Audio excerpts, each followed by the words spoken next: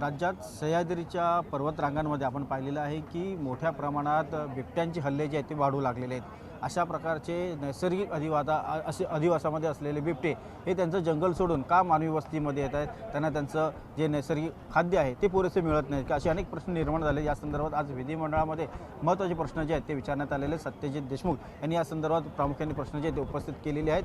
त्यांच्या मतदारसंघामध्ये आणि आजूबाजूच्या जंगलामध्ये मोठ्या प्रमाणात बिबटे जे आहेत ते त्यांचं जंगल सोडून मानवी वस्तीमध्ये येतात. अनेक प्रश्न जे आहेत गांभीर्याने निर्माण झालेले आहेत. खास करून सुरक्षेच्या संदर्भात तुम्ही प्रश्न विधिमंडळात उपस्थित केलेले आहेत. त्याला वनमंत्र्यांनी काय उत्तर दिलेलं आहे? तुमचेही प्रामुख्याने काय थोडक्यात प्रश्न आहेत? एक दोन बाबी आहेत. एक म्हणजे आमच्याकडचा एक लहान बालक राजवीर हनुमंत पाटील ह्याच्यावरती बिबट्याच्या हल्ल्यामुळं तो दुर्दैवानं मृत्युमुखी पडला आणि मृत्युमुखी पडल्यानंतर प्रचंड मोठ्या पद्धतीनं प्रक्षोभ सामान्य माणसांच्यात निर्माण झाला होता.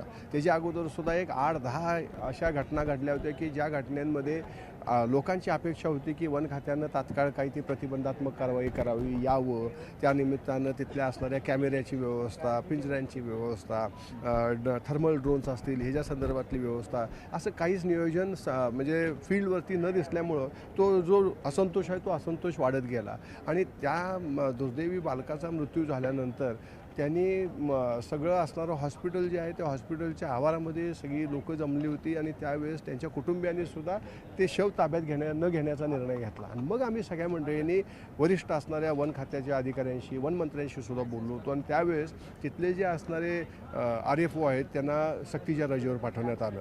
पण सक्तीच्या रजेवर पाठवण्यात आलं असलं तरी पण घडलेली जी घटना आहे ती आपण काही मिटिगेटिव्ह प्रोसेस जर केल्या असत्या तर टाळली जाऊ शकली असते आणि ती टाळण्यासाठी म्हणून कमी पडल्यामुळं त्यांना निलंबित करा अशा पद्धतीची सामान्य माणसांची जी भावना होती ती इथं या निमित्तानं प्रतिबिंबित केली आणि ती आदरणीय वनमंत्री महोदयांनी सामान्य माणसाच्या जो एक भावना होती तिचा आदर केला आणि त्यांना निलंबित केलं आणि त्या माध्यमातून आमच्या प्रश्नाच्या असणाऱ्या एका महत्त्वपूर्ण अशा अंगाला त्यांनी सकारात्मक उत्तर दिलं. आणि दुसरं सगळ्यात महत्त्वाचं म्हणजे ह्यामध्ये इतक्या मोठ्या पद्धतीनं बिबट्यांचं प्रजनन वाढलेलं आहे, मोठ्या पद्धतीनं संख्या वाढलेली आहे की ती संख्या आता तुम्हाला काबूतच आणायला पाहिजे आणि ती संख्या काबूत आणायची असेल तर तुम्हाला निर्बीजीकरणाचा प्रस्ताव हा मान्यच करून घ्यायला लागेल आणि त्या संदर्भात सुद्धा त्यांनी सकारात्मक उत्तर देऊन तो प्रस्ताव जो आहे तो केंद्राकडनं मान्य करून घेऊन प्रायोगिक तत्वावरती 5 मादी बिबट्यांचं आपण निर्बीजीकरण करू अशा पद्धतीचं आश्वासन दिलं. त्याचबरोबर शेड्यूल 1 मध्ये आज बिबाट आहे. तर शेड्यूल 1 मध्ये असणारा बिबाट प्राणी हा जर वन्य प्राणी जर तुम्ही म्हणायचं असेल तर मग आता तो तुम्हाला शेतामध्ये पण दिसतोय.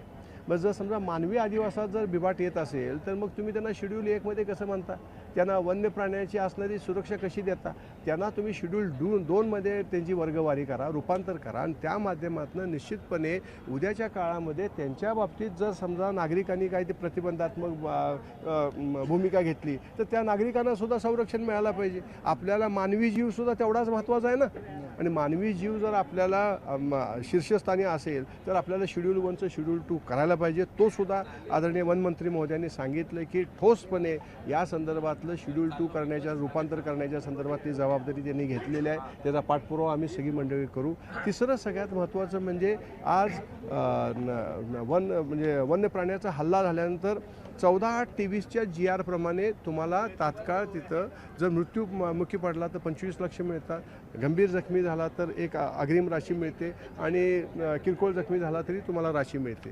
तसं ज्यावेळेस तुम्ही हल्ला झाल्यानंतर देता तसं समजा जर कोण पादचारी निघाला असेल चालत, शेतकरी चालत निघालेला आहे आणि तिथं समजा माकडांचा हल्ला झाला किंवा माकडं अंगावर आली किंवा मोटरसायकलवरून आपण निघालो आणि माकड अंगावर पडलं आणि मृत्यू झाला तर मग त्या मृत्यूच्या पंचनाम्यामध्ये अपघात म्हणून जर समजा तुम्ही त्यात नोंद केली तर त्यांना ₹1 सुद्धा मिळत नाही. त्यामुळं वन्य प्राण्यांच्या बरोबर असणाऱ्या प्रत्येक एन्काउंटरला किंवा त्या असणाऱ्या त्यांच्या घटनेला तुम्ही अपघाताच्या ऐवजी तुम्ही हल्ला ही गणा आणि त्या माध्यमातून ह्या सगळ्या असणाऱ्या पीडितांना मदत करा अशा पद्धतीची आम्ही इथं रेटून मागणी केलेली आहे. केस बाय केस सगळ्या मागण्यांच्या संदर्भातला पाठपुरावा करून घेतो अशा पद्धतीचं तिथे आम्हाला त्यांनी आश्वासन दिलेलं आहे. राज्याचा वन विभाग खूप मोठा प्रकल्प हाती घेत आहे. म्हणजे विदर्भातले वाघ जे आहेत पट्टेदार वाघ त्यांना सह्याद्रीच्या दऱ्याखोऱ्यांमध्ये ते नैसर्गिक अधिवासात त्यांचं पुनर्वसन करत आहे.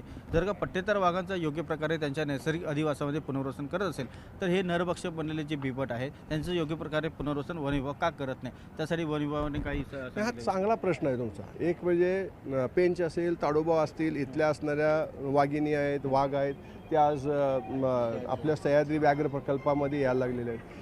वाघ आणखीन बिबाट ह्यामधला फरक असा आहे, वाघ हा कायम कोर झोनमध्ये राहणारा प्राणी आहे.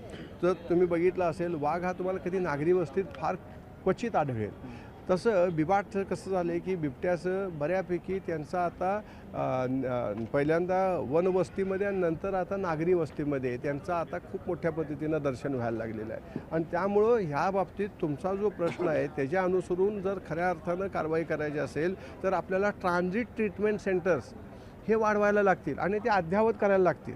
आणि ते अद्ययावत अशा पद्धतीनं करायला लागतील की तुम्हाला आता ज्याला आपण सॅटेलाईट मॅपिंगच्या संदर्भात आदरणीय वनमंत्री साहेब म्हणले की सॅटेलाईट मॅपिंग काय गरज आहे, तर तुम्हाला कुठं कुठं बिबाटाची संख्या जास्त आहे ते तुम्हाला कळेल. आणि ते कळल्यानंतर तुम्हाला ट्रान्झिट ट्रीटमेंट सेंटर जर तुम्ही अद्ययावत केलं, अगदी जर समजा वनतारासारखा एक अत्यंत उत्कृष्टपणे त्यांनी म्हणजे वन प्रजातीचं संवर्धन तिथं चालू केलेलं, त्यांच्याकडनं काय टेक्निकल नॉ घेऊन समजा जर आपण एक चांगल्या पद्धतीचं मॉडेल तिथं निर्माण केलं तर नरभक्षक बिबटे तिकडे हलवता येतील, निर्बीजीकरण एका बाजूनं करता येईल, शेड्यूल 1चं शेड्यूल 2 तुम्ही केलं. आणि आज जे मुख्यमंत्री महोदयांनी अर्थसंकल्पामध्ये सांगितले की जिओ टॅग करून AI आर्टिफिशियल इंटेलिजन्सचा वापर करून वनीकरण करा, म्हणजे वनक्षेत्र वाढेल. वनक्षेत्र वाढलं की आपोआप नागरी क्षेत्रावरती येणारा जो असणाऱ्या वनप्राण्यांचा जो प्रादुर्भाव आहे तो कमी होईल. आणि ह्या माध्यमातून एक टाईम बाउंड प्रोग्रॅममध्ये आपल्या असणाऱ्या नागरिकांच्या मनामध्ये भीतीचं वातावरण जे निर्माण झालेलं आहे ते कमी होऊ शकेल. संध्याकाळी 6 नंतर जसा कर्फ्यू असतो तसं ग्रामीण भागामध्ये कर्फ्यू आहे. 6 नंतर माणसं बाहेर जात नाहीत. काय असतील ती शेताभातातली कामं जी आहेत ती सकाळची करतात.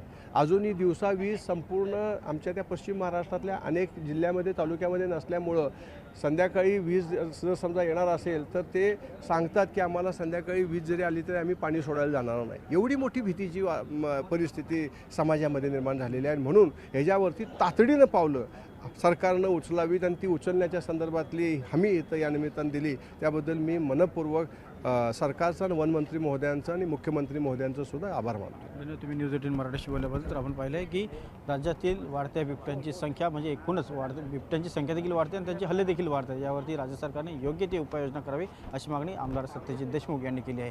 व्हिडिओ जर्नलिस्ट हर्षद गोरकासह उदय जाधव, न्यूज 18 मराठी, मुंबई.